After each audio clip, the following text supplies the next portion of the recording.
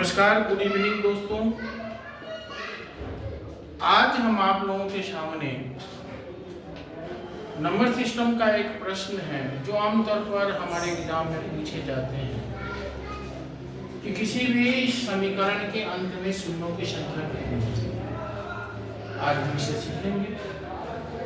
आराम से आप समझिए, ये बहुत ही आसान सवाल होता है, परंतु जल्दीबाजी में हम लोगों से गलतियां हो जाती हैं। पहले टाइप का प्रश्न इसमें जो आता है वो ये होता है, एक समीकरण दिया रहता है जैसे इस तरह का 125 मल्टीप्लाइंग 64 मल्टीप्लाइंग 105 मल्टीप्लाइंग 32 मल्टीप्लाइंग 37 के अंत में शून्यों की संख्या।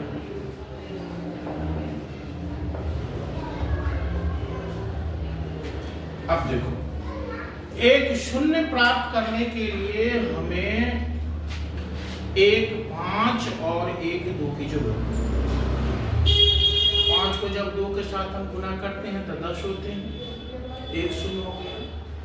अगर 2 5 लेते हैं तो 25 हो गया, 2 2 लेते हैं 4 होता है तो 100 हो गया, 2 शून्य हो गया। यानी सीधी सी बात यह है कि किसी भी समीकरण के अंत में शून्य की संख्या कितनी होगी वो इस बात पर निर्भर करेगा कि उसमें 5 और 2 कितने हैं, और इसमें भी जिसकी संख्या कम है उतनी होगी, चूंकि एक जोड़ा चाहिए।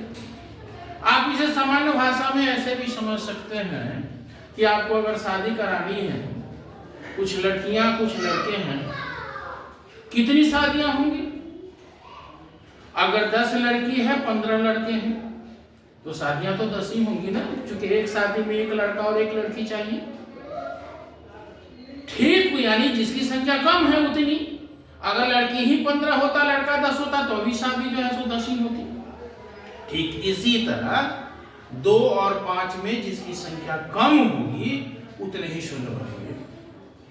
आमतौर पर 5 की ही संख्या कम होती है, क्योंकि 5 5 में पाया जाता है, 10 में पाया जाता है, 15 में पाया जाता है, जबकि 2 हर सम संख्या में पाया जाता है। अब बस इसी कंसेप्ट को ध्यान में रखते हुए हम आते हैं प्रश्न पर। इसको हम सिंप्लीफाई करते हैं तो ये हो गया 5 के पावर 3 लिख सकते हैं। इसको क्या लिखेंगे? 2 के पावर 6 लिखेंगे। यहाँ लिखेंगे 3 गुना 7 गुने 5। इसको लिखेंगे क्या हम?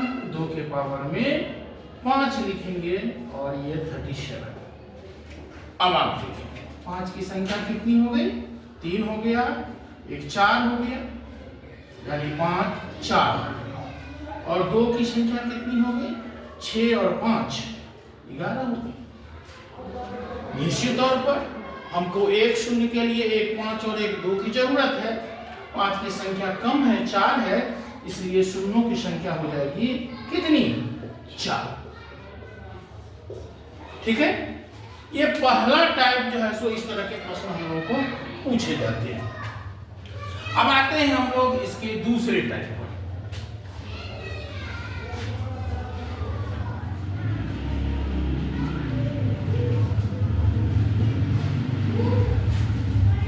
दूसरा टाइप भी काफी कॉमन है, पूछे जाते हैं, और वो फैक्टोरियल से संबंधित है। जैसे प्रश्न में आता है भाई 100 फैक्टोरियल के अंत में कितने शून्य होंगे?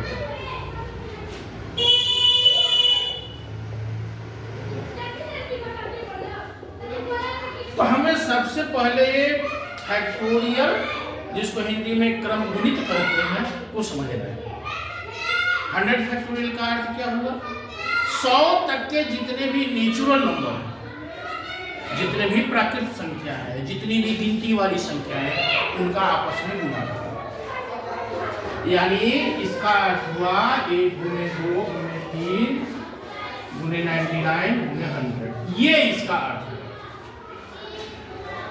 तरीका तो वही है, 5 और 2 का मान निकालना, लेकिन आसान बना देते हैं। चूंकि 5 वाली संख्या कम होगी इसमें, तो हम 100 में 5 से भाग देते हैं, 20 आ गया भागफल, फिर 5 से भाग देते हैं, 4 हो गया भागफल।